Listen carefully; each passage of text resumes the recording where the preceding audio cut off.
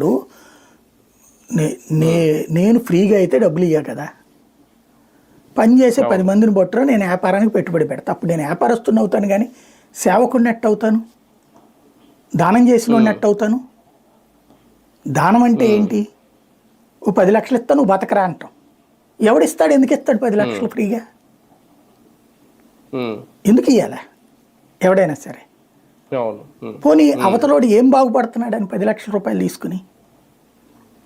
ఇక్కడ కన్ఫ్యూజన్ ఉంది. ఏదో ఈ ఇష్యూ నుంచి డైవర్ట్ కావడానికి మిమ్మల్ని అందరినీ కోటీశ్వరులు చేయడానికి అనేటటువంటి మాట మాట్లాడుతూ ఉంటారు. అట్లాగా నడుస్తూ ఉంటుంది.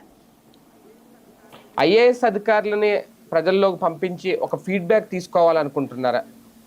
రాజకీయ నాయకులకు వెళ్ళడానికి వాళ్ళని పంపిస్తున్నారు అనమాట. అంతే. రాజకీయ నాయకులు కదా వెళ్ళి పల్లెని ఎదురు చేయాల్సింది. ప్రజలకు హామీలు ఇచ్చింది ఎవరు? ఎమ్మెల్యేలు చేయాలి. ప్రభుత్వం.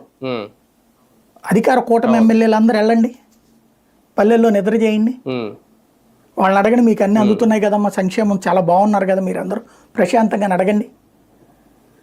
మీకు ఇసుక చక్కగా అందుతోంది కదా, డబ్బులు ఫ్రీగానే ఇస్తున్నాం కదా, మీరు అందరూ ఇసుక ఫ్రీగానే తీసుకుంటున్నారు కదా, మట్టి ఫ్రీగానే తీసుకుంటున్నారు కదా, మీకు అందరికీ అన్ని సంక్షేమాలు బాగా అందుతున్నాయి కదా అని అడగండి.